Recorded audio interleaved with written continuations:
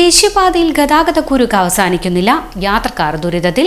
ദേശീയപാത നിർമ്മാണ പ്രവൃത്തി തുടങ്ങിയത് മുതൽ ഗതാഗതക്കുരുക്ക് പതിവാണ്.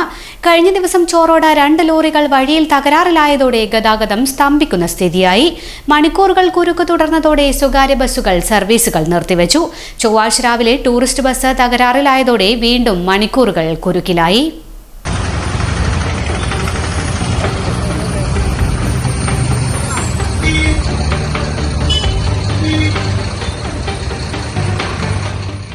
ചോറോട് മേഖലയിലാണ് ഇപ്പോൾ സ്ഥിതി ദയനീയം. റോഡിന്റെ സ്ഥിതി കാരണം വാഹനങ്ങൾ തകരാറിലാവുന്നു. പിന്നാലെ കിലോമീറ്ററുകൾ നീളുന്ന ഗതാഗത കുരുക്കും. ദീർഘദൂര യാത്രക്കാരും ബസ് ജീവനക്കാരുമാണ് ഏറെ കഷ്ടത്തിലാവുന്നത്. ബസ്സിൽ തന്നെ കഴിയേണ്ട സ്ഥിതി. പലപ്പോഴും മണിക്കൂറുകൾ പിന്നിട്ടാണ് ലക്ഷ്യം പിടിക്കുന്നത്. നിർമ്മാണ പ്രവൃത്തി സജീവമായി നടക്കുന്ന ദേശീയപാത ഒഴിവാക്കി ചരക്ക് ലോറികൾ വഴിതിരിച്ചുവിട്ടാൽ അല്പമെങ്കിലും ആശ്വാസമായേനെ എന്ന അഭിപ്രായം ഉയരുന്നുണ്ട്. ബസ് കുടുങ്ങിയതിനെ തുടർന്ന് ഏറെ നേരം കുരുക്ക് തുടർന്നു.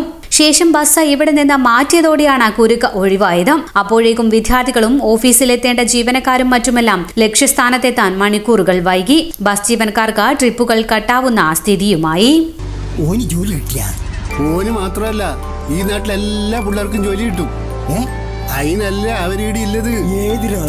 നീ ഏതിന്റെ കാര്യമായി പറയുന്നത്? നമ്മുടെ ശ്രീശങ്കരാചാര്യാണ്.